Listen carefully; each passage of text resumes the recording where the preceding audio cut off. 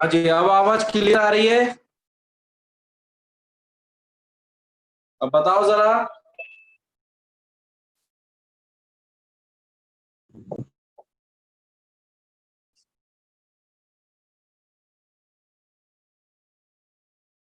Okay, ठीक है।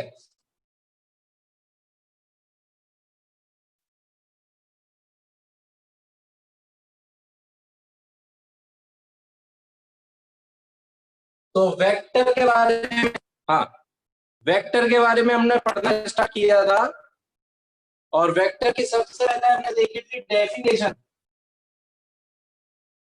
मैं थोड़ा सा रिवीजन कर रहा हूँ जल्दी से। क्लियर नहीं है अभी भी?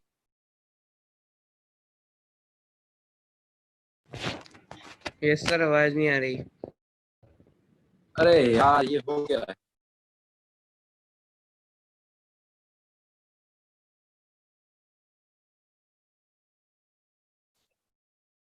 रुको जरा।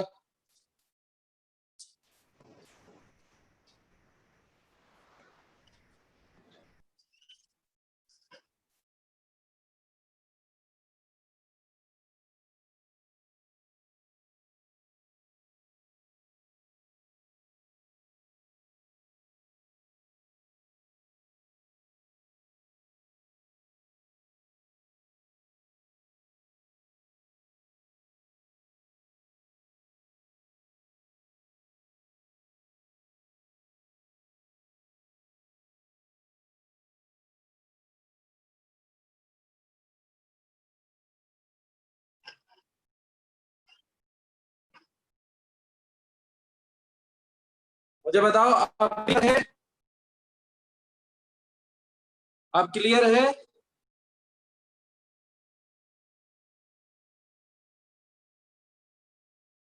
अच्छा, ठीक है।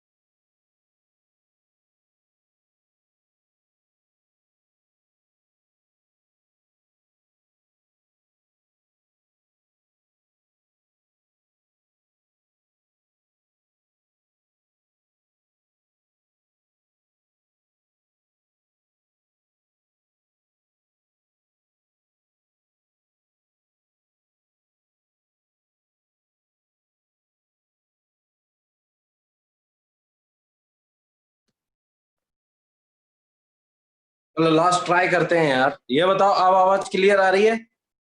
Yes sir. ठीक।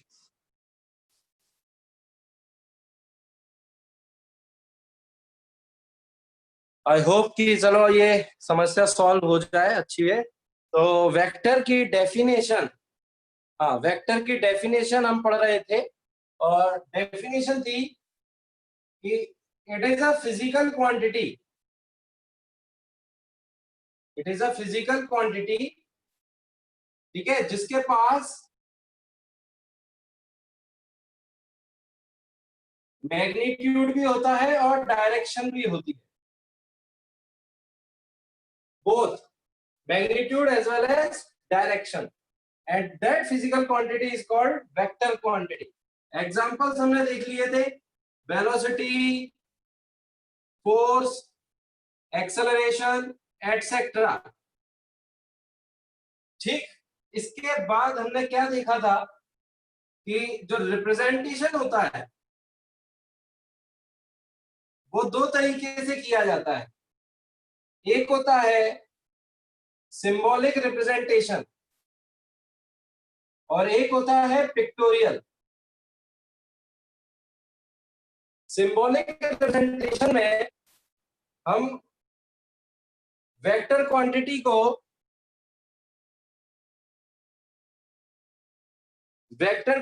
को ए वेक्टर से रिप्रेजेंट करते हैं। जैसे A is a vector quantity, then is represented by A vector, और इसके ऊपर क्या लगा देते हैं, एक एरो, जिसके कारण ये जो क्वांटिटी है ये बन जाती है वेक्टर क्वांटिटी। और पिक्टोरियल रिप्रेजेंटेशन में क्या करते हैं कि अगर ये क्वांटिटी है इसको हम एक एरो से रिप्रेजेंट करते हैं। इस एरो की क्या होती है, एक लेंथ, और ये होता है हेड और ये होती है टेल। तो लेंथ जो होती है वो directly proportional to the magnitude होती है, और हेड क्या बताता है, टुवर्ड डायरेक्शन, ये डायरेक्शन शो करता है। तो ये चीजें हमें देख ली थी, ठीक है। रूपांशु, नहीं रितांशु, यस सर। रितांशु ये चीज कहीं पर तुमने पढ़ी है किसी तरीके से? सर अभी पढ़ा था सर, थोड़ा सा खुद से। थोड़ा सा पढ़ा था। चलो तो रिकॉर्डेड लेक्चर्स है, तुम एक बार देखोगे पढ़ा तो आ जाएगा, ठीक है। सर सर आवाज आवाज नहीं आ रही है। फिर से गड़बड़ हो गई। यस सर, आपकी आवाज क्लियर। रुको जरा,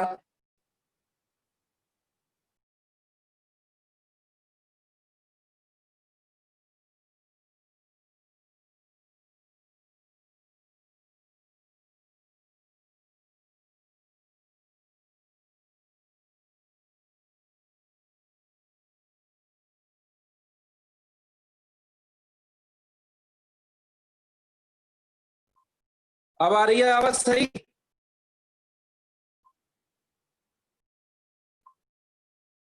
अब बताओ आवाज सही आ रही है? नहीं sir. Yes sir.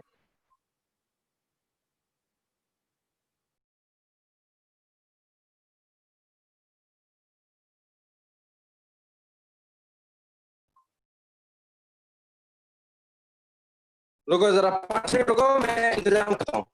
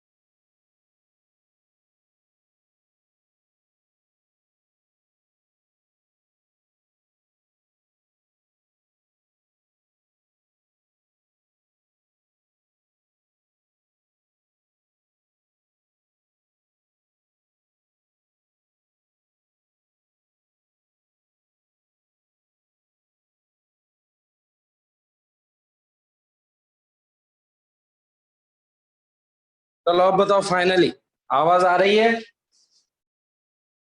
Yes sir. Clear है? Yes sir. ठीक है।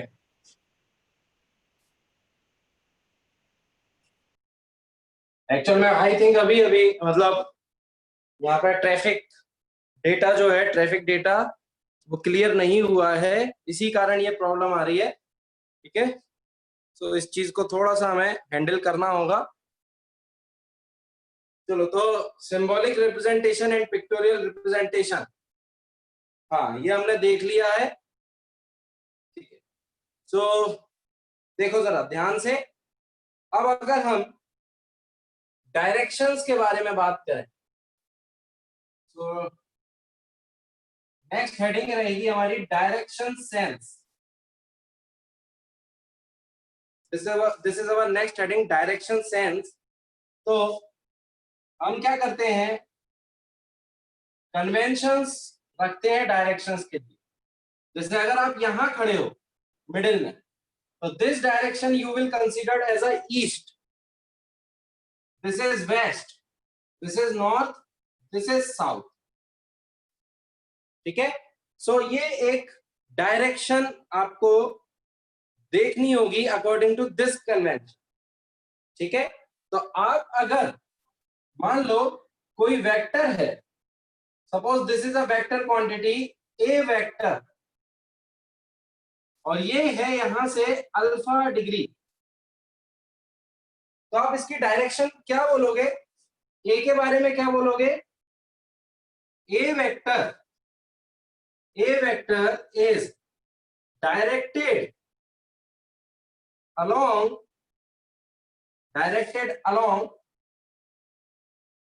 alpha degree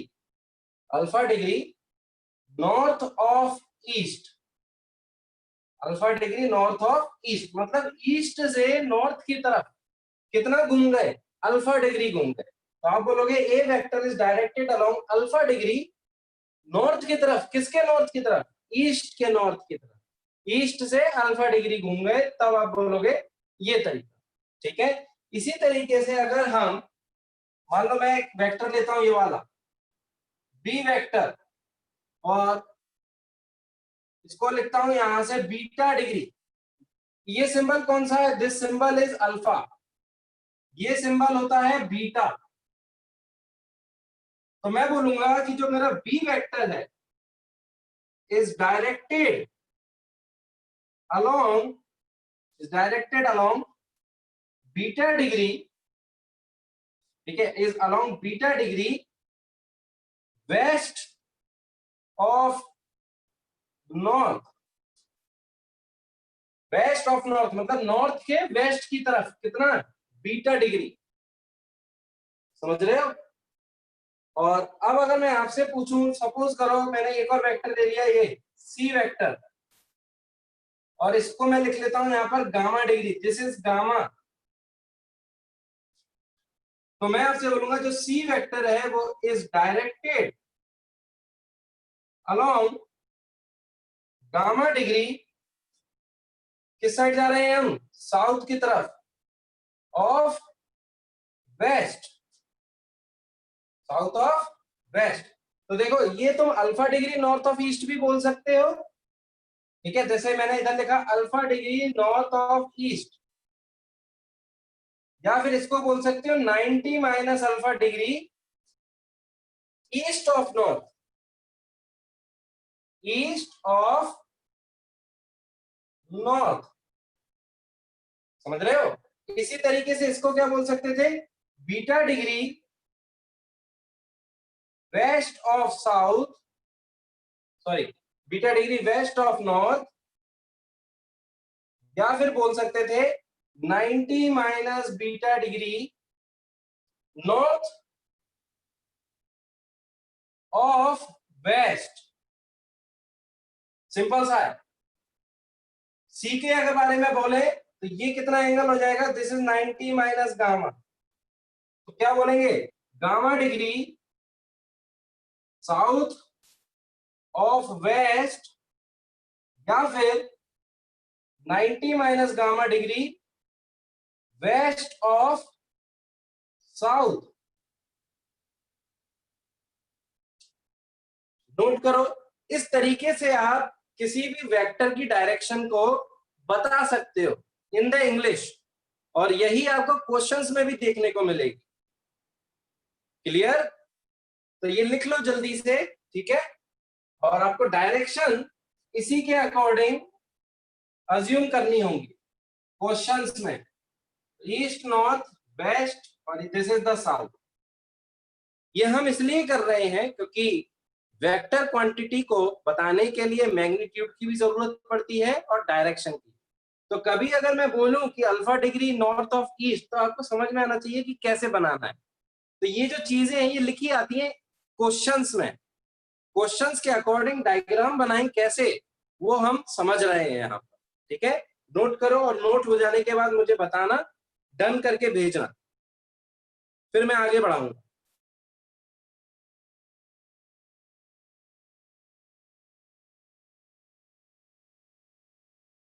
very good.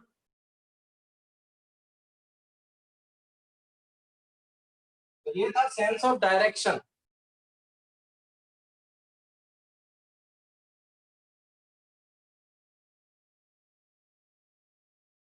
ठीक है, आगे बढ़ते हैं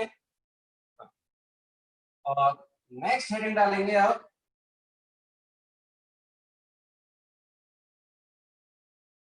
properties of the vector. Properties of the vector. Number 1, first property, a vector can be changed. A vector can be changed either by change its magnitude or by change its direction। या तो magnitude की वजह से change कर सकते हैं हम vector, या फिर उसके डायरेक्शन की वजह से। जैसे कि अगर हमारा एक वेक्टर ये है, suppose this is a v1 vector जो कि दिया हुआ है 5 मीटर पर सेकेंड, ठीक, और एक है हमारा ये v2 वेक्टर जो दिया है यहाँ पर 5 मीटर पर सेकेंड। तो हम ये देखेंगे कि जो v1 और v2 है वो दोनों इक्वल नहीं है। v1 vector is not equal to v2 vector because of change in direction। this is the example, ठीक है। ये किसकी तरफ है? ये टुवर्ड्स ईस्ट है और ये टुवर्ड्स नॉर्थ है, ठीक है। भले ही मैग्नीट्यूड कैसे दिखाते हैं? मॉड से। मैग्नीट्यूड भले ही दोनों के बराबर है, कितने कितने हैं? 5 5, पर ये वेक्टर्स आपस में बराबर नहीं है। हाँ, मॉड सेम होगा, मॉड सेम है, पर वेक्टर आपस में बराबर इसलिए नहीं है क्योंकि डायरेक्शन इनकी सेम नहीं।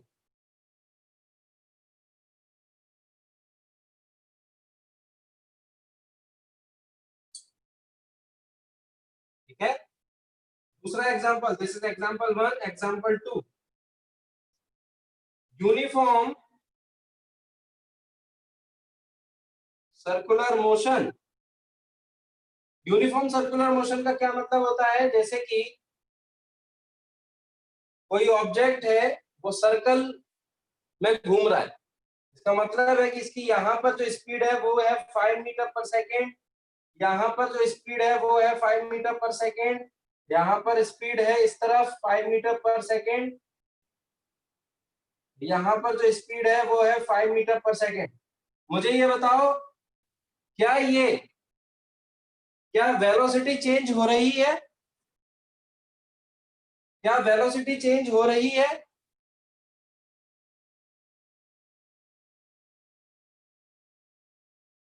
वेलोसिटी का ध्यान रखो। Velocity is a vector quantity, speed is a scalar quantity.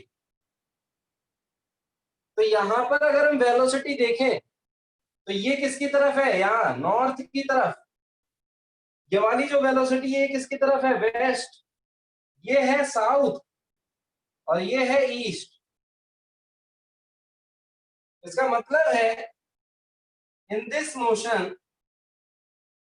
motion speed is not changing, speed is 5 meter per second, speed is 5 meter per second, but और मैं ये कहूंगा स्पीड इज 5 मीटर पर second, constant है speed, but velocity is not constant, velocity is changing, velocity is changing because its direction is changing, because its direction is not same. तो uniform circular motion में हम ये बोलेंगे कि जो speed है वो कांस्टेंट रहती है, पर जो वेलोसिटी है वो कांस्टेंट नहीं रहती, क्योंकि उसकी डायरेक्शन चेंज होती है। नोट करो,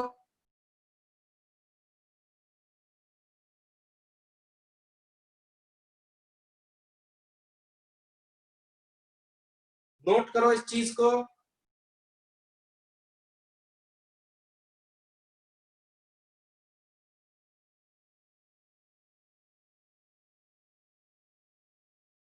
इंपॉर्टेंट है ये।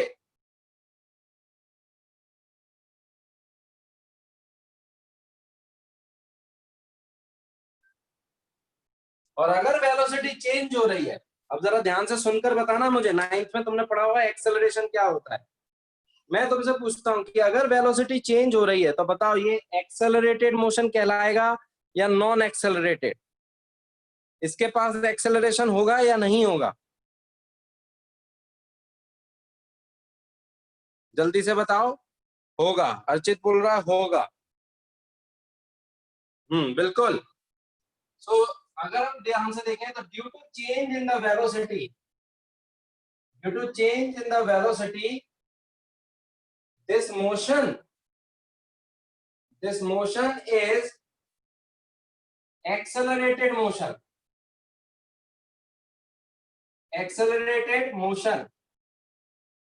समझ रहे हो? this acceleration is called centripetal acceleration. इसको हम रेडियल एक्सेलरेशन भी बोलते हैं, रेडियल एक्सेलरेशन, ठीक है? which is responsible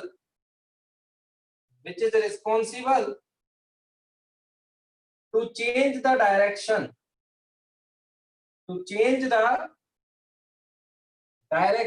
of velocity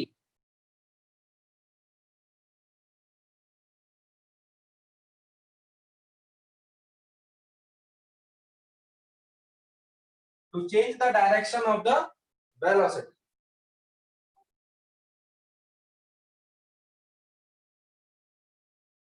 तो अगर हम मैग्नीट्यूड देखते हैं सेंट्रीपिटल एक्सेलरेशन का, magnitude of the centripetal acceleration, इसको मैं AC लिख रहा हूं, तो मैग्नीट्यूड जो आएगा AC का वो आएगा v²/r। v क्या है? v इज द स्पीड और रेडियस है r।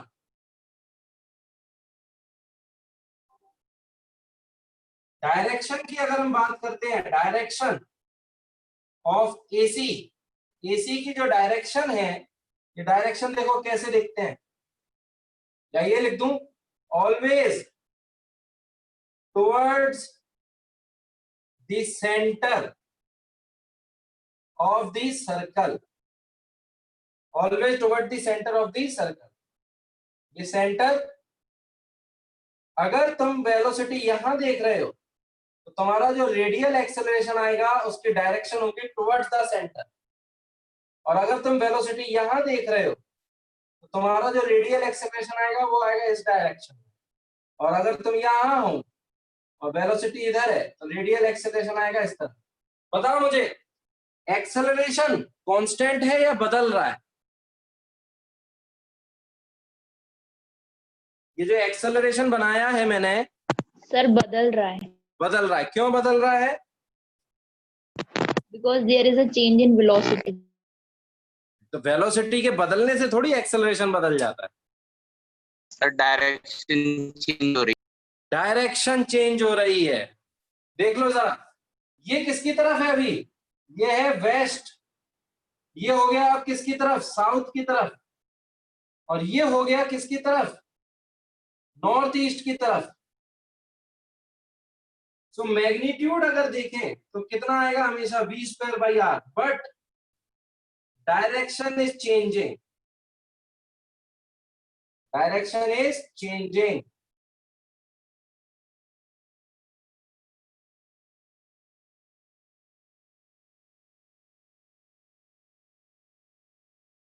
क्लियर? नोट करो इसको।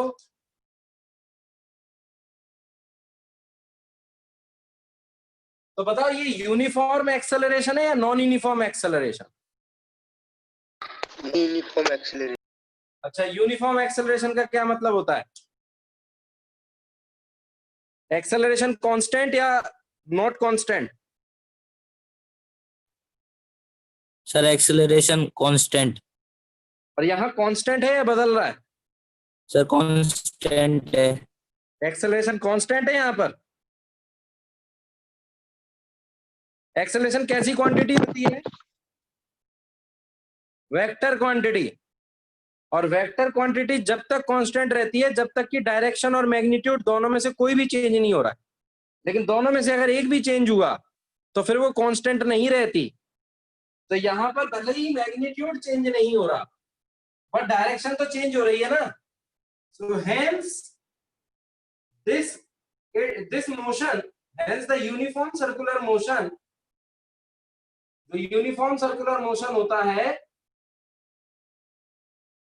वो कैसा है? वो है non uniform accelerated. Non uniform accelerated, समझ रहे हो? This is non uniform accelerated motion.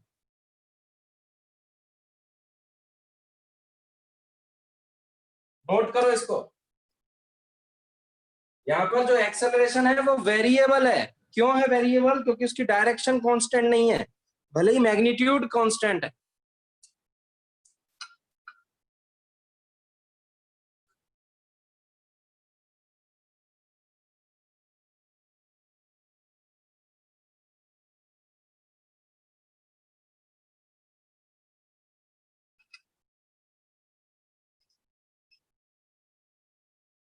चलो हटा रहा हूं मैं फिर।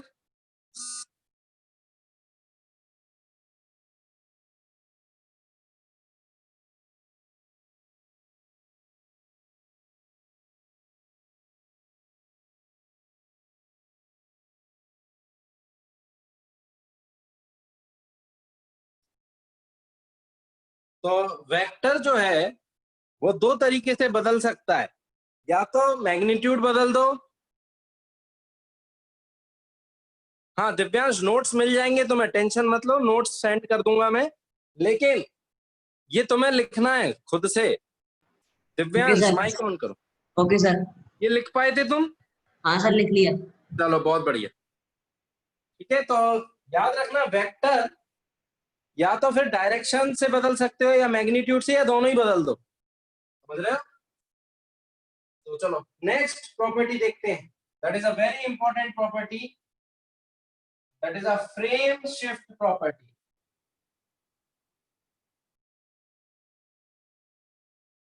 Frame shift property. तो देखो सर, इसमें लिखेंगे this is the second property, और ये काफी इंपॉर्टेंट है।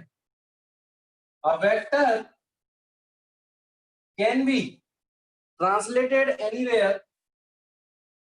A vector can be translated anywhere or shifted anywhere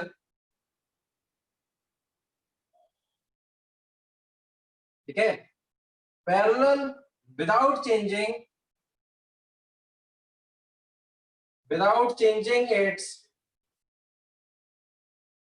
magnitude and direction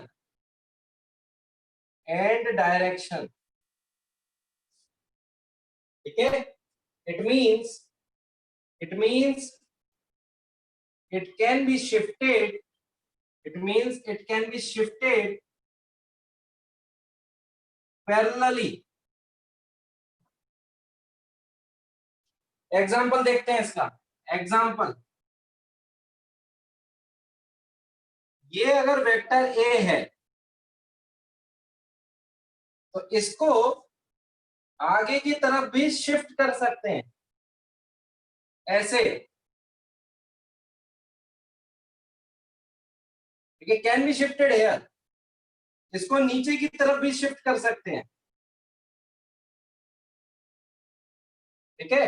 इसको पैरेलल उठाकर कहीं और भी ला जा सकते हैं, जैसे ऊपर लाना है ऊपर भी ले आओ। तो आप क्या कर रहे हो, इसको शिफ्ट कर रहे हो। लेकिन एक बात का ध्यान रखना, इसकी जो डायरेक्शन है, अगर ये ईस्ट में है, if this is in east, this is also in east, this is also in east, ये भी कौन सी डायरेक्शन होनी चाहिए, ईस्ट। इसका मतलब है, अच्छा, और मैग्नीट्यूड दोनों का, सभी का क्या होना चाहिए, सेम। तो मैग्नीट्यूड भी सेम रहे और डायरेक्शन भी सेम रहे, तब हम वेक्टर को क्या कर सकते हैं, शिफ्ट कर सकते हैं, ठीक है। तो ये एक इंपॉर्टेंट प्रॉपर्टी है जिसमें वेक्टर को उठाकर कहीं पर भी रख सकते हैं, लेकिन कंडीशन सिर्फ एक ही है, ना तो आप डायरेक्शन चेंज करो ना ही मैग्नीट्यूड। नोट करेंगे इस प्रॉपर्टी को, वेरी इंपॉर्टेंट प्रॉपर्टी, स्टार लगाएंगे। अभी मैं और एग्जांपल्स दूंगा, ठीक है।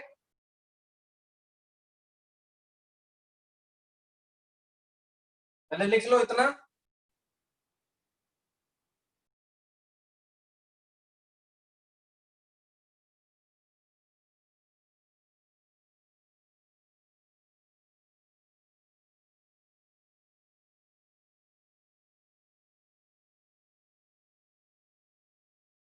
ठीक है, जैसे कि ये वेक्टर है, this is A vector and this is B vector. हाँ, इन दोनों वेक्टर्स को मैं ऐसे भी बना सकता हूं, देखो जरा, ये तो रखा मैंने बी वेक्टर, ठीक है, और मैंने ए वेक्टर जो मेरा यहां था, जिसको मैं डैश लाइन से शो कर रहा हूं, इसको मैंने शिफ्ट कर दिया यहां पर, दिस इज ए वेक्टर। देखो ये वाला वेक्टर मैंने क्या कर दिया, यहां पर शिफ्ट कर दिया।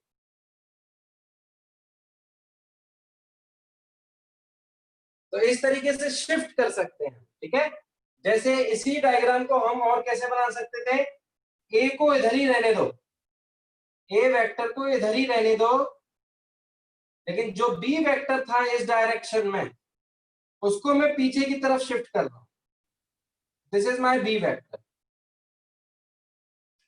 ठीक है।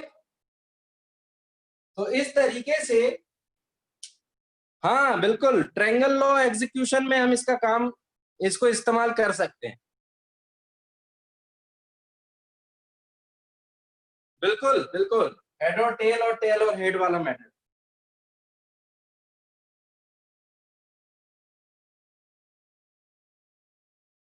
और एग्जांपल देखते हैं इसके, जैसे एग्जांपल 3, हमारे पास 3 वेक्टर्स हैं। जैसे मान लो एक हमारे पास ये है बी वेक्टर, एक हमारे पास है ए वेक्टर, ठीक, और एक है हमारे पास कुछ अलग अलग, मान लो कि ऐसे रखे हुए, ठीक है। तो हम इनको कैसे शिफ्ट करके ट्रायंगल बना सकते हैं, ये बी वेक्टर मैंने इधर बना दिया, ए वेक्टर मैंने इधर बना दिया, और सी वेक्टर मैंने यहां बना दिया, तो मैं क्या कर रहा हूं, सबको शिफ्ट कर रहा हूं, ठीक है, पैरेलल।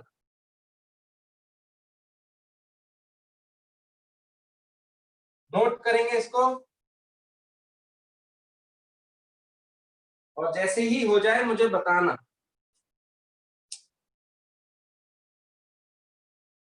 किसी को कोई डाउट है तो पूछ सकता है। सिंपल सी चीजें, ठीक है, ज्यादा कठिन नहीं है, सिर्फ शिफ्टिंग कर रहे हैं और कुछ भी नहीं। शिफ्टिंग करते वक्त एक ही ध्यान चीज रखनी है, वो है कि ना तो उसका मैग्नीट्यूड चेंज होना चाहिए और ना ही उसकी डायरेक्शन। इसके बाद थर्ड प्रॉपर्टी। सर हाँ एक चीज पूछनी थी। हाँ बोलो। सर हमारा बेसिक मैथमेटिक टूल चल रहा था, मतलब चल रहा है। हाँ तो सर ये अभी मतलब अलजेब्रा का बेसिक्स बताया जा रहा है हमें। हाँ, एलजेब्रा के नहीं, एलजेब्रा का बेसिक खत्म हो गया, वेक्टर का, वेक्टर्स। सॉरी हाँ वेक्टर। तो सर मतलब आगे कोई वेक्टर चैप्टर अलग आएगा ना? तो वेक्टर उसमें 1 महीने तक चलेगा तुम्हारा पूरा मैथमेटिक्स में। हाँ, तो सर उसमें क्वेश्चंस मतलब ये वाली चीज जो शिफ्ट वाली, सर क्वेश्चंस किस टाइप में यूज होगा सर? एक एग्जांपल। उसकी टेंशन मत लो, ठीक है, मैं अभी क्वेश्चन सब शीट में से कराऊंगा, तब तो मैं समझ में आ जाएगा। Okay sir. ठीक है, तो तुम अभी बिल्कुल टेंशन मत लो, जैसा चलता जा रहा है बस उसी को फॉलो करते जाओ। अब ओके देखो, sir. Angle between the vectors, जिसको बोलते हैं vectorial angle.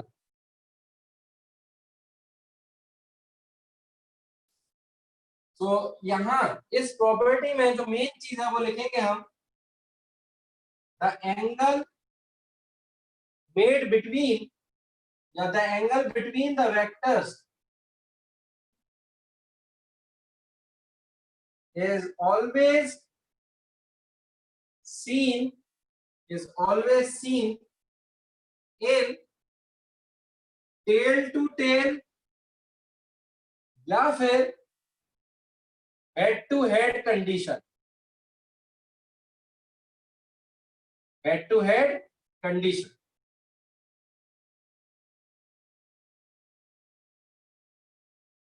Clear?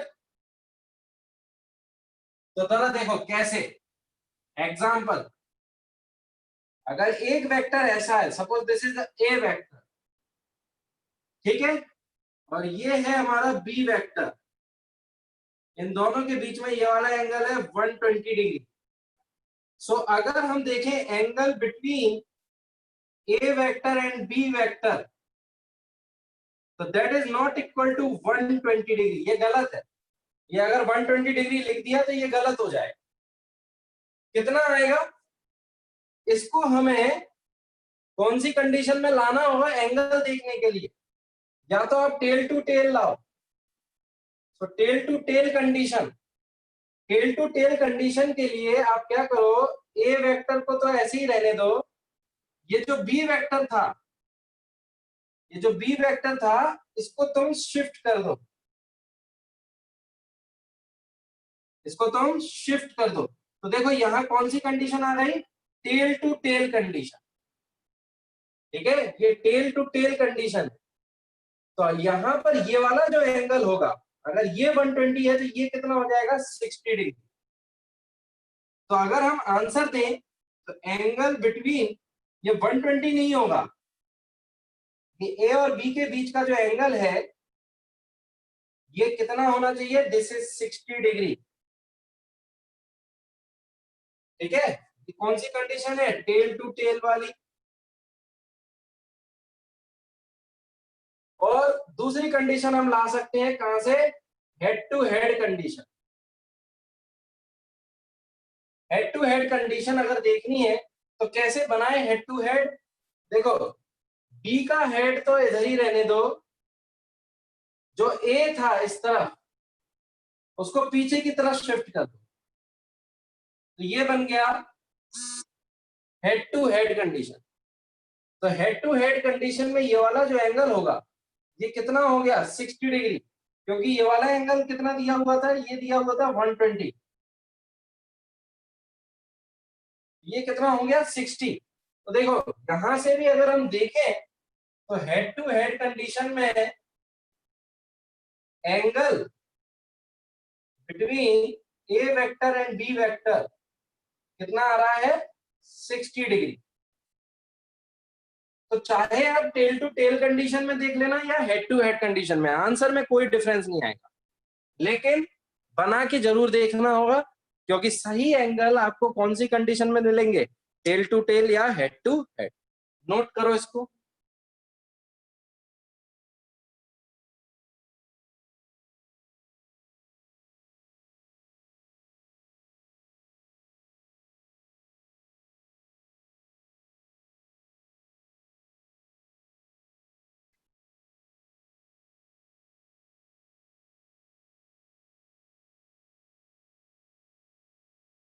Very good.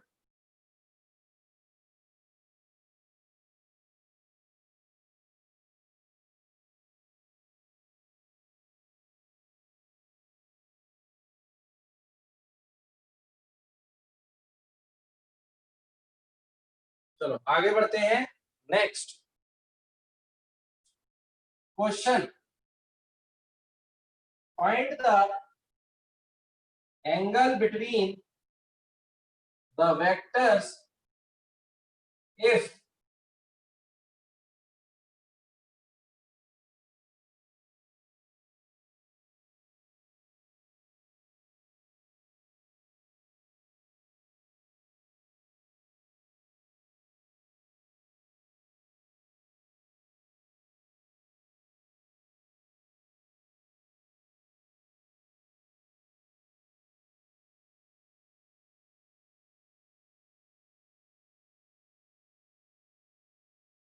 चलो बताओ जरा, angle between A vector and B vector, angle बताओ आप B vector and C vector, angle between A vector and C vector. करो, टाइम दे रहा हूं मैं आपको 1 मिनट।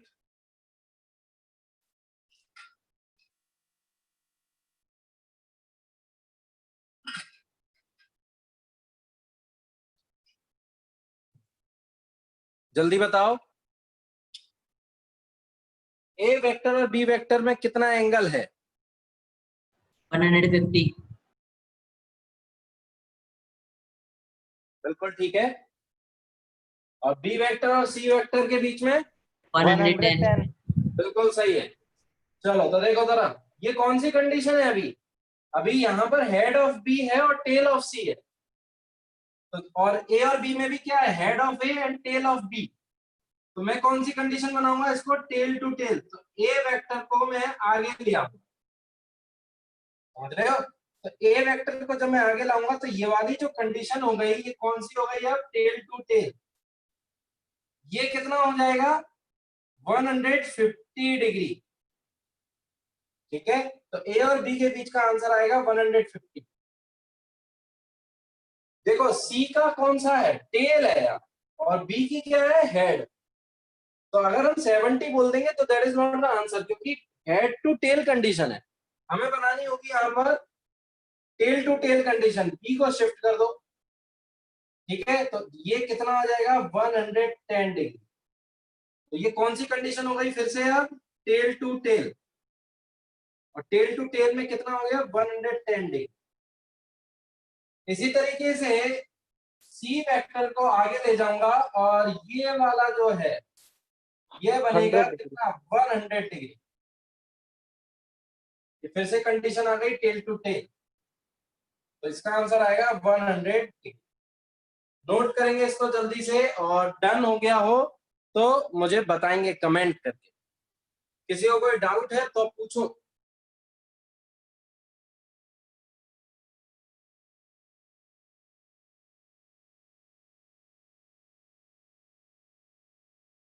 ठीक है,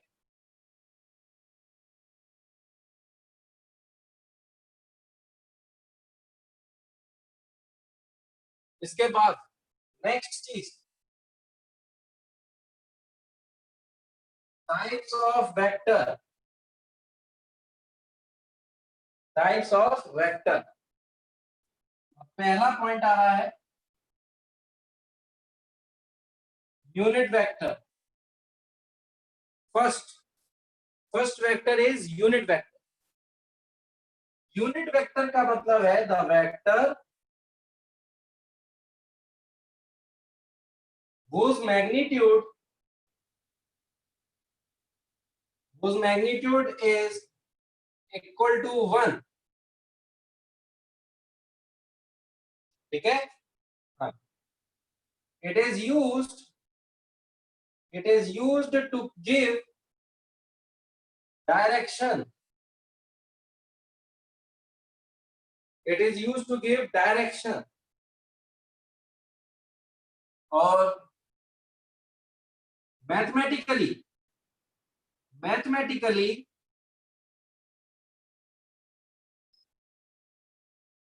जैसे अगर हमें यूनिट वेक्टर ऑफ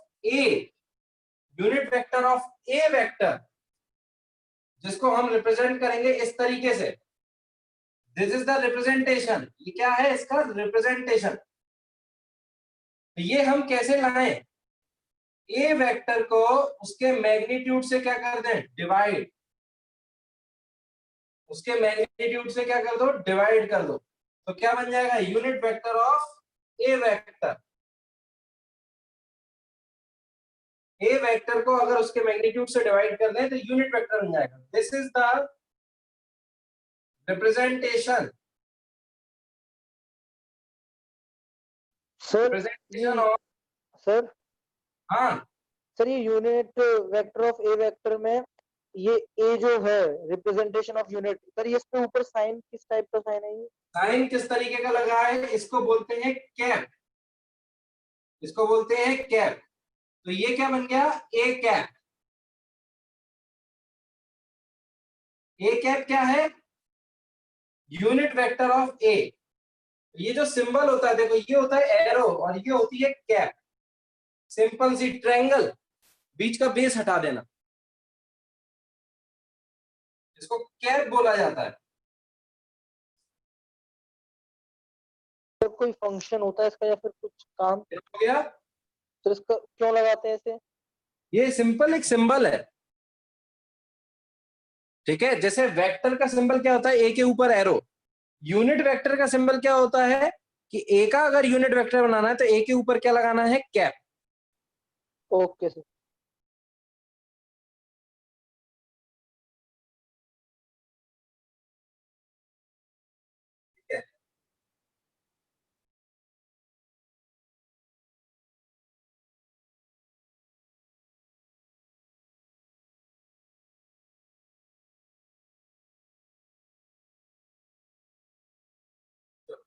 और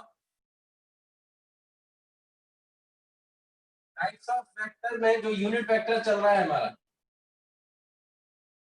यूनिट वेक्टर में जो फंडामेंटल यूनिट वेक्टर्स होते हैं, fundamental unit vectors, fundamental unit vectors. ठीक है, तो वो कौन कौन से होते हैं वो देख लो जरा। This is our coordinate system, X axis, Y axis, Z axis. क्या कह रहे हो, शुरू से बोलो, क्या कमेंट आया है, कुछ पूछना चाहते हो? चलो देखो, अलोंग द एक्स, ठीक है, और ये कौन सी एक्सिस है, minus x. This is minus x. ये हो जाएगी कौन सी, माइनस वाई। और पीछे की तरफ ये हो जाएगी माइनस जेड एक्सिस। ठीक है, तो ये है आउट ऑफ द प्लेन, ये कौन सी है, इनटू द प्लेन। तो अब जरा देखो, अलोंग द एक्स एक्सिस जो फंडामेंटल यूनिट वेक्टर है वो लेंगे आई कैप, और ये वाला लेंगे माइनस आई कैप। ये हो जाएगा माइनस आई कैप और ये हो जाएगा प्लस आई कैप। y के अलोंग प्लस जे कैप, ये हो जाएगा माइनस जे कैप। ये हो जाएगा प्लस के कैप, इस तरफ हो जाएगा माइनस के कैप। तो ये फंडामेंटल यूनिट वेक्टर्स होते हैं। अगर आप देखो ध्यान से तो फंडामेंटल यूनिट वेक्टर्स मतलब अलोंग द एक्सिस, तो x axis positive x axis के अलोंग आई कैप, पॉजिटिव वाई एक्सिस के अलोंग जे कैप और पॉजिटिव जेड एक्सिस के अलोंग के cap. These are the fundamental unit vectors. ठीक है, mod I cap equal to mod of j cap equal to mod of k cap कितना होगा बताओ जरा। इनका मैग्नीट्यूड कितना होना चाहिए? सर 1। हाँ, चलो अभी बताता हूँ। आदित्य माइक ऑन करो। 1। Yes sir. आदित्य कहाँ दिक्कत आ रही है? सर थोड़ी अंडरस्टैंडिंग में दिक्कत आ रही है, इसको चार्ट को देखो समझने ये में। क्या है, जैसे मैं उनसे बोलूं कि vector is directed along x axis, तो आप डायरेक्शन एक्स एक्सिस के अलोंग किस तरीके से रिप्रेजेंट कर सकते हो? आई कैप के थ्रू। तो ये जो आई कैप है, जे कैप है, के कैप है, ये सिर्फ और सिर्फ डायरेक्शंस शो करने के लिए वेक्टर्स यूज किए गए। तो ऐसे वेक्टर्स जो सिर्फ डायरेक्शन को बताने के लिए यूज करते हैं, उन वेक्टर्स को हम यूनिट वेक्टर्स बोलते हैं। तो अगर हमें पॉजिटिव एक्स एक्सिस की डायरेक्शन शो करनी है किसी वेक्टर से, तो हम किस वेक्टर को ले रहे हैं? आई कैप को। वाई एक्सिस की डायरेक्शन शो करनी है तो जे कैप, और जेड एक्सिस की डायरेक्शन शो करनी है तो के कैप। ये सारे जो वेक्टर्स हैं ये यूनिट वेक्टर्स हैं, इसलिए इनका मैग्नीट्यूड कितना होगा? 1। ठीक है, ओके सर। आपको जब भी एक्सिस के अलोंग किन्हीं वेक्टर्स के थ्रू अगर रिप्रेजेंटेशन करना है डायरेक्शन का, तो आप इन यूनिट वेक्टर्स का इस्तेमाल कर सकते हैं। Okay sir.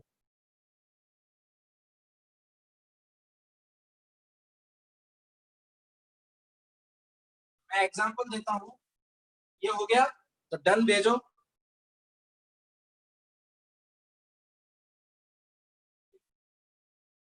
नहीं हुआ।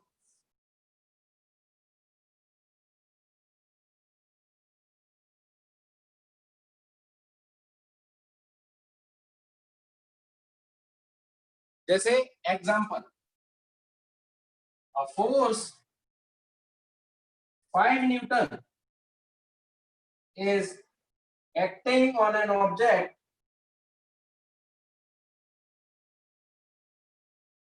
towards east, represent या फिर राइट डाउन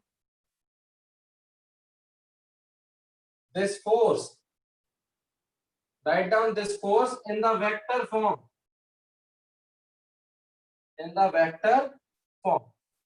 तो देखो इसका सॉल्यूशन क्या होगा? कोई बताएगा मुझे क्या आंसर आना चाहिए? क्या आंसर आएगा वेक्टर फॉर्म में? सर 5। जरा देखो ध्यान से। This is east, this is west, ये बाय बाय नॉर्थ। के बिल्कुल सही है। सो इसके अलोंग हमने एक्स एक्सिस ली थी, इसके अलोंग हमने माइनस एक्स एक्सिस ली थी। ये हमारी प्लस वाई एक्सिस है और ये हमारी माइनस वाई एक्सिस है। तो प्लस वाई एक्सिस के अलोंग जे कैप, इसके अलोंग माइनस जे कैप, और इसके अलोंग प्लस आई कैप, और this is a minus I cap. तो क्या लिखेंगे कि जो फोर्स का वेक्टर है वो किससे मिलकर बना है? Magnitude into direction. तो मैग्नीट्यूड कितना है? 5, और डायरेक्शन कितनी है? आई cap.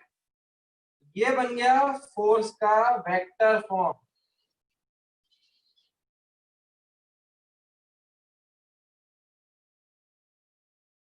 Clear? Yes sir. Note करो।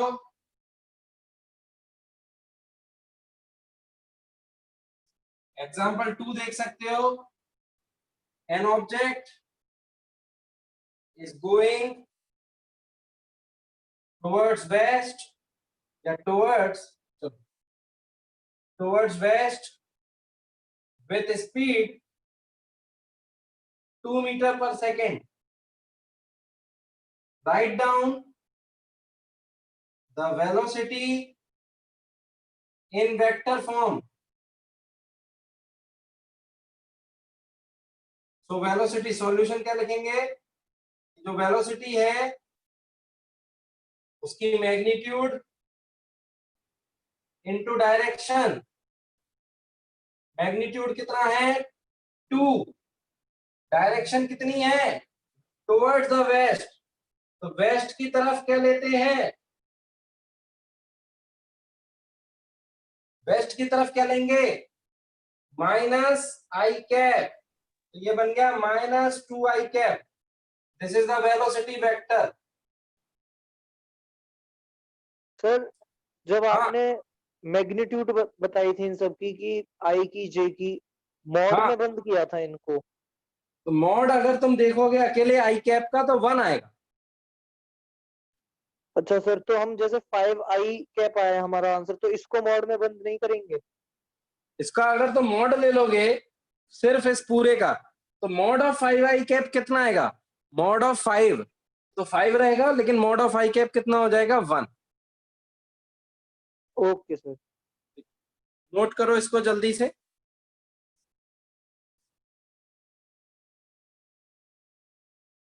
तो आप इन यूनिट वेक्टर्स की मदद से किन्हीं भी क्वांटिटीज को वेक्टर के फॉर्म में लिख सकते हो। सर तो फिर जेड एक्सिस किस काम? जेड एक्सिस 3 डायमेंशनल के काम में आएगी। Okay sir.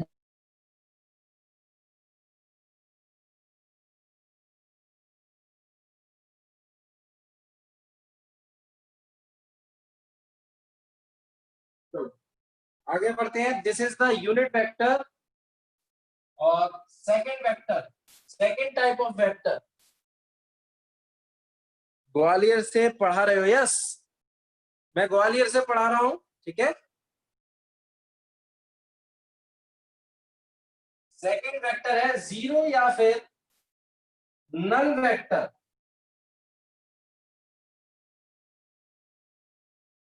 जीरो वेक्टर या फिर null vector.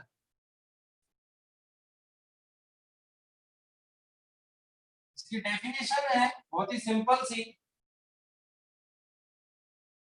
A vector whose magnitude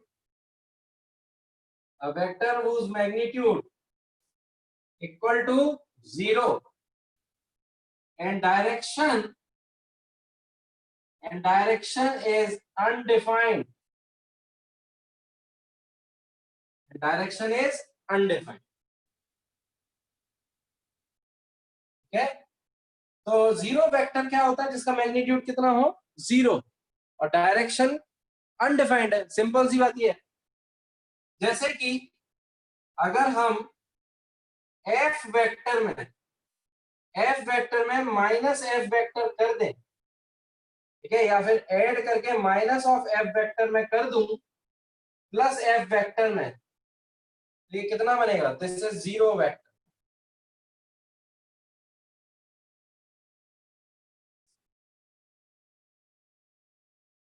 this is zero vector.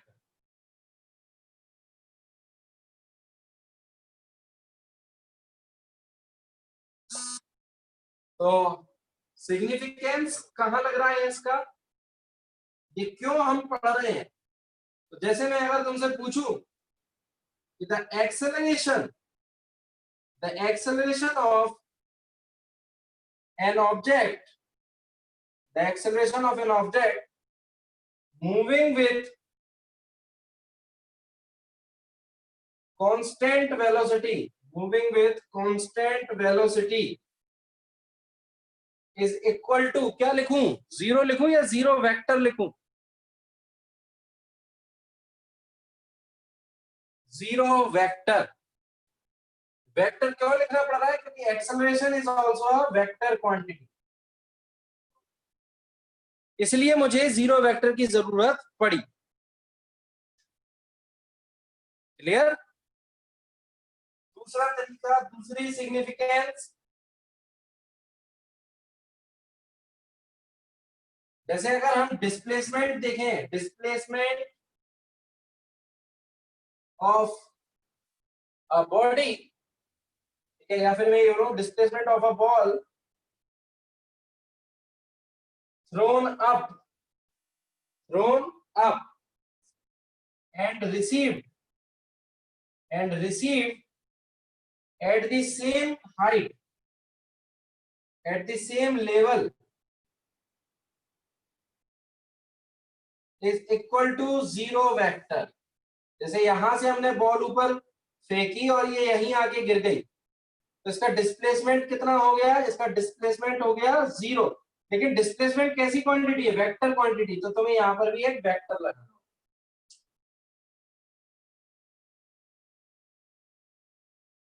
Note करो, this is a zero vector. जैसे ही हो जाए डन करके कमेंट करो।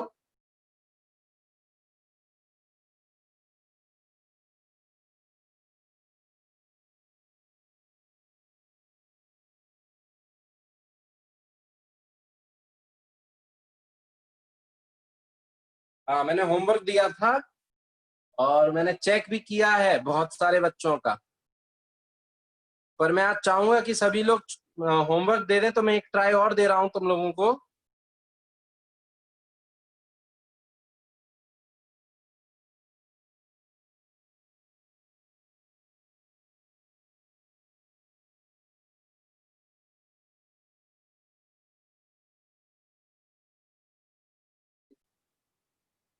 कुछ प्रॉपर्टीज लिखेंगे,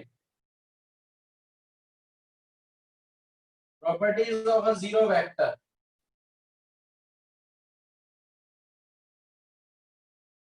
पहली property, a vector plus zero vector equal to a vector। second property, a vector minus zero vector equal to a vector। third property, a vector cross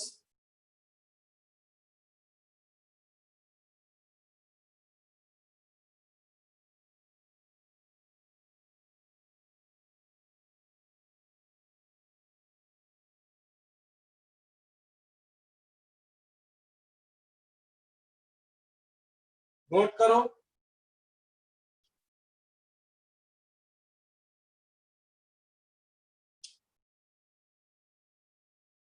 ये properties हैं जो सिंपल जीरो की रहती हैं, यहां पर भी रहेंगी।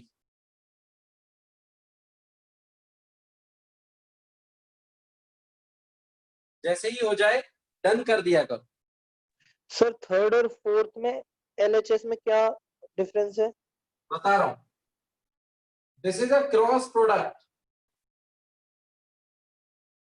And this is a dot product. यह हम आगे पढ़ेंगे, यह हम पढ़ेंगे। ये बात याद रखना कि यहां पर मैंने जीरो वेक्टर लगाया पर यहां पर वेक्टर नहीं लगाया, ठीक है? तो ये चीज ध्यान रख।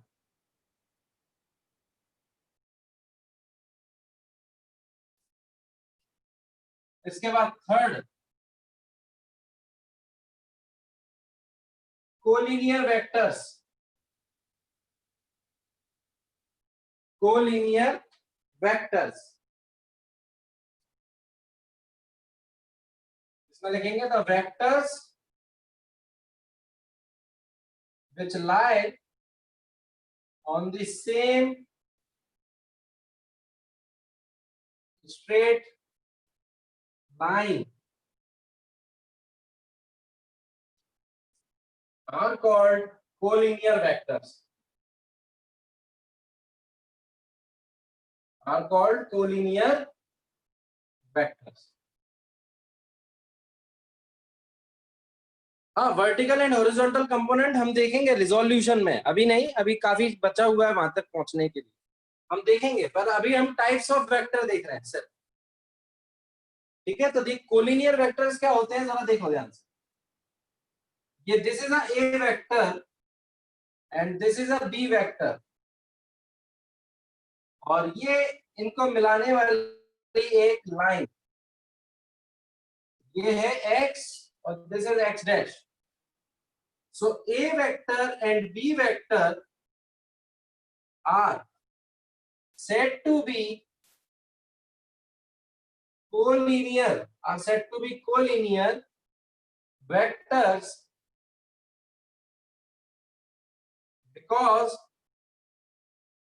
both lie on the same line x dash। Same line जो कि x डैश दिख रही है तुम्हें, उन पर दोनों वेक्टर्स आ रहे हैं, तो इसीलिए ये दोनों वेक्टर्स कैसे कहलाएंगे, कोलिनियर वेक्टर्स। नोट करो,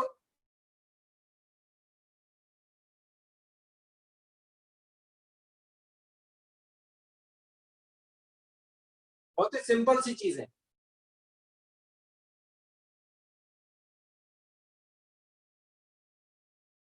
इसके बाद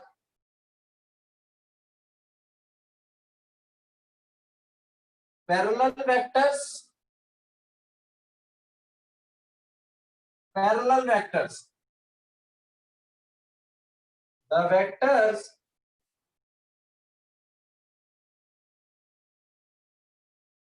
which make an angle 0 degree, which make an angle 0 degree with each other,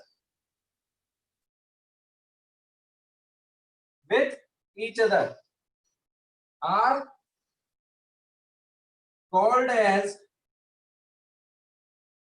parallel vectors, are called as parallel vectors। ठीक है, तो पैरेलल वेक्टर्स की अगर हम बात करें तो this is A vector, this is B vector, इन दोनों के बीच का जो एंगल है वो कितना है, 0 डिग्री है, क्योंकि दोनों सेम डायरेक्शन में लाई कर रहे हैं। These are parallel vectors, clear. So यहां मैं लिखूंगा कि A vector is parallel to B vector, this is the symbol of parallel. Note करो इसको, पैरेलल वेक्टर्स को।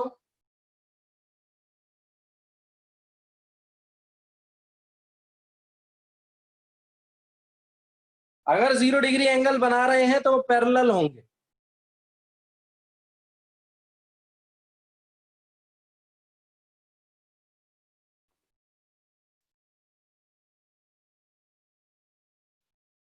फिर आते हैं anti parallel.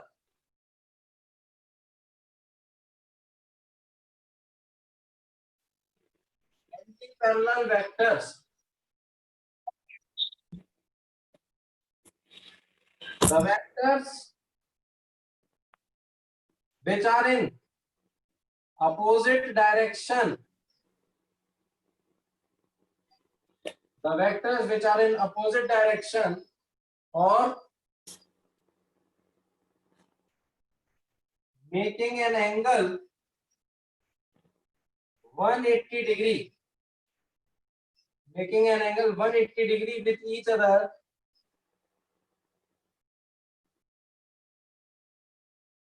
are called anti-parallel vectors।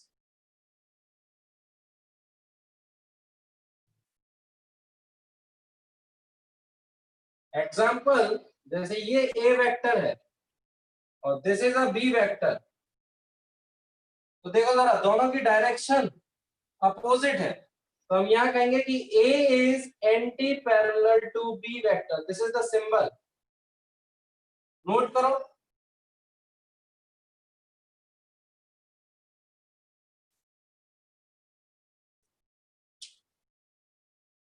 Anti parallel को ऐसे भी लिख सकते हैं, ए वेक्टर और इस तरीके से।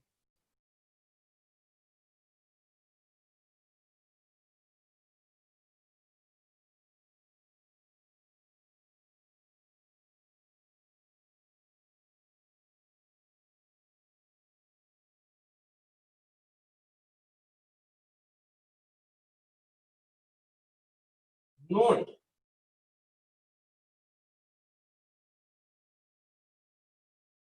two collinear vectors may represent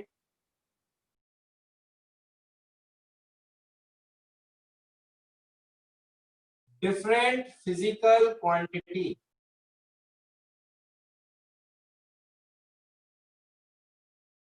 Different physical quantities. दो कोलिनियर वेक्टर्स, एग्जांपल देखो जरा। फोर्स का जो वेक्टर होता है वो होता है mass into acceleration vector, mass into acceleration vector. तो देखो जिस डायरेक्शन में एक्सेलरेशन होगा उसी डायरेक्शन में फोर्स होगा। ये चीज समझ रहे हो? यहां से अगर हम देखें तो force vector and A vector are collinear,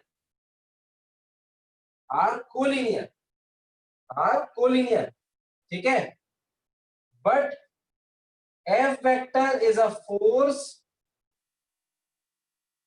and acceleration vector is A vector.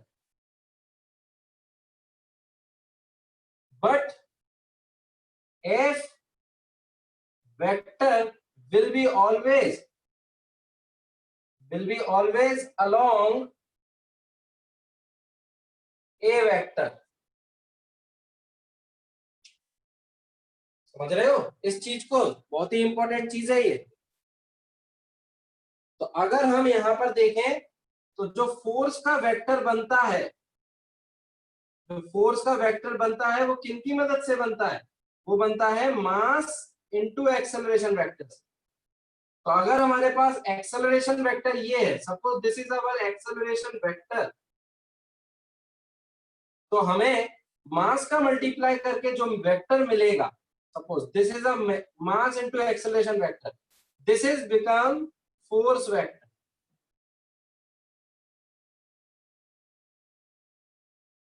तो ये दोनों वेक्टर्स जो हैं वो कैसे होंगे? कोलिनियर, सेम लाइन में। A vector and F vector same line में हूं। क्लियर?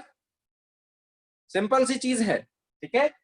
देखो ये छोटी छोटी चीजें हैं जो काफी काम आती हैं, ठीक है। अभी तुम्हें लग रहा होगा काफी बोरिंग सा चल रहा है या फिर बहुत सारी डेफिनेशंस हैं, पर पता है क्वेश्चंस में तुम्हें बस यही बोलेगा वो, या force vector is given which is parallel to the velocity vector, ठीक है। और तब अगर तुम्हें ये चीजें ध्यान नहीं आई डेफिनेशंस, तब तुम डायग्राम ही नहीं बना पाओ। तो इनको बिल्कुल हल्के में मत लेना। ये मैं सिर्फ और सिर्फ इसलिए बता रहा हूँ क्योंकि क्वेश्चंस में कभी भी डायग्राम नहीं दिए जाएंगे, लैंग्वेज दी जाएगी। तो फिजिक्स को समझने के लिए लैंग्वेज समझना होगा कि लैंग्वेज में क्या चीज यूज हुई है, कौन सी डेफिनेशंस यूज हुई।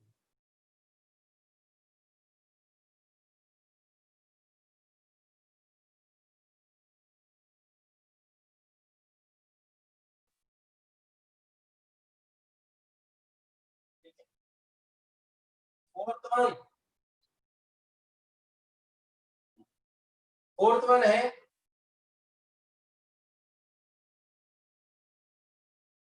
इक्वल वेक्टर्स, और इसकी डेफिनेशन है equal vectors, the vectors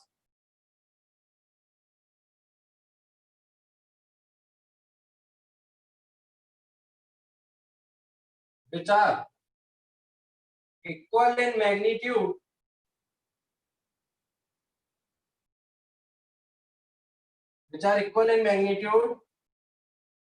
as well as in direction.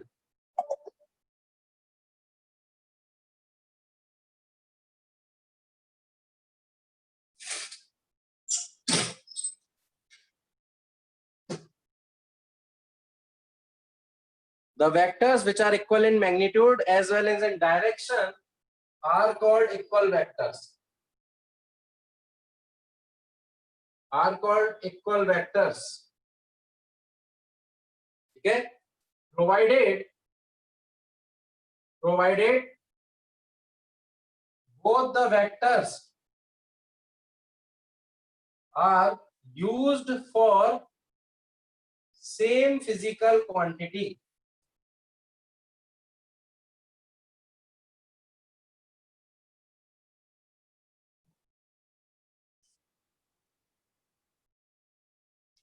इस चीज को समझो जरा, ऐसा कभी भी नहीं कर सकते। सपोज देखो एग्जांपल, देखो एग्जांपल क्या है। Suppose F1 vector is a force, ठीक है, फोर्स का वेक्टर है जो कि दिया गया है 5 newton towards east, and F2 vector is force का vector that is equal to 5 newton towards east. तो हम यहां से देखते हैं, so mod of F1 equal to mod F2, और ये कितना है 5, ठीक है, and direction of F1 is same as the direction of F2. दोनों कंडीशन सेटिस्फाई है, and also F1 vector and F2 vector are representing force, are representing the same physical quantity,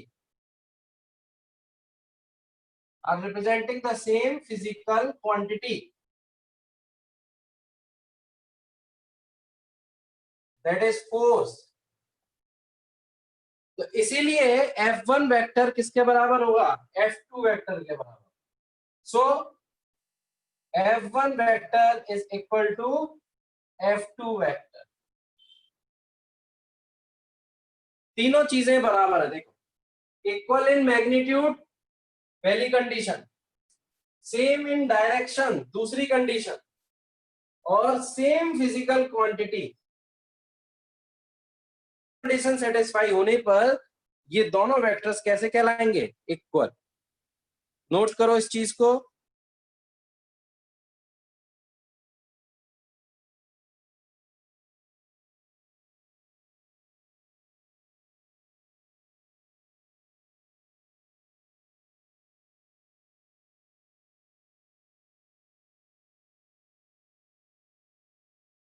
very good, चलो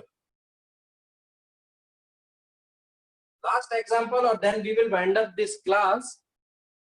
example 2 मैं यही बता रहा हूं। देखो, F1 vector मैंने फोर्स लिया था 5 newton towards east, F2 vector जो मैं ले रहा हूं ये मैंने ले लिया वेलोसिटी का vector, and that is 5 meter पर सेकेंड टुवर्ड्स ईस्ट। तो देखो मैग्नीट्यूड भले ही सेम है, डायरेक्शन भी सेम है, पर क्या ये सेम फिजिकल क्वांटिटी रिप्रेजेंट कर रही है, नहीं कर रही, are representing different physical quantity, ठीक है। तो so F1 vector is not equal to F2 vector, क्योंकि एक फोर्स है और एक वेलोसिटी है, दोनों को कैसे इक्वल बोल सकते हो भाई। एक अलग फिजिकल क्वांटिटी है, एक दूसरी अलग फिजिकल क्वांटिटी है, वो बात अलग है कि मैग्नीट्यूड सेम है और डायरेक्शन सेम है, लेकिन देखो यूनिट्स तो अलग अलग है ना। तो एक वेलोसिटी बता रही है, एक फोर्स बता रही है, तो दोनों इक्वल कैसे हो सकते। तो इस चीज का ध्यान रखना, इक्वल तभी होते हैं जब तीनों condition satisfying, same direction, same magnitude and same physical quantity. चलो, तो यहाँ पर हम अपनी क्लास को आज रोकते हैं, ठीक है। तो पारुल, मैं चाहूंगा कि तुम माइक ऑन करो। यस पारुल, मुझे बताओगे क्या होमवर्क दिया था हमने।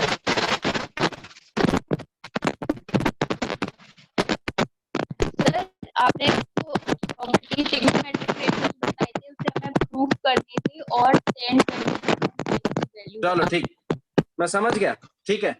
तो बच्चे नए हैं, ठीक है, माइक ऑफ कर सकते हो पारुल। सर हाँ बोलो। सर नेक्स्ट क्लास में सर थोड़ा जो आपने ट्रिग्नोमेट्रिक रेशियोस प्रूव करने को दिए थे तो सर थोड़ा उन्हें डिस्कस करवा देना सर, थोड़ा प्रॉब्लम हो रही है उनमें। मैं वही बोल रहा हूँ। तो मैं यहाँ पर जिम्मेदारी दे रहा हूँ पारुल को। पारुल प्लीज, ठीक है, please post the homework on the group जो हमने दिया था for discussion, for the discussion in the next class. Clear है Parul? Sir, means I have to post the questions for the solutions. Questions, only question, homework questions. So next class में हम Okay, sir. Next class में हम vectors के आगे types जानेंगे and कुछ interesting चीजें देखेंगे जैसे कि वेक्टर एडिशन, सब्ट्रैक्शन, मल्टीप्लिकेशन, ये सारी चीजें, ठीक है। तो नेक्स्ट क्लास काफी इंपॉर्टेंट होने वाली है, लेकिन अभी तो फिलहाल हमने डेफिनेशन सीखी है और वेक्टर्स का थोड़ा बहुत फील लिया है कि क्या होता है, वेक्टर्स क्यों यूज करते हैं, ठीक है। बाकी सारी चीजें नेक्स्ट क्लास में देखेंगे। तब तक के लिए पढ़ते रहो, ठीक है, हेल्दी रहो, फिट रहो, सेफ्टी के साथ रहो, ठीक है। थैंक यू टू ऑल, मिलते हैं फिर नेक्स्ट क्लास में। Ritanshu, yes sir. आज का जो पढ़ा हमने समझ में आया? हाँ सर। चलो, अगर कोई भी दिक्कत तुम्हें हो तो तुम मुझे कॉल करके या फिर प्रेम सर से, राजू सर से, किसी से भी बात कर सकते हो, ठीक है। वीडियो लेक्चर्स मांग सकते हो पुराने, मैं तुम्हें नोट्स भी दे दूंगा जो तुम्हारे छूटे हुए हैं, ठीक है। तो टेंशन मत लेना किसी भी तरीके की। ठीक है सर। सर वो ठीक है? टाइम टेबल भेज दीजिए सर। हाँ, वो सब मिल जाएगा तुम्हें ग्रुप पर, तुम टेंशन मत लो उसकी, ठीक है। ठीक है sir. Okay, thank you. Thank you too thank all. You.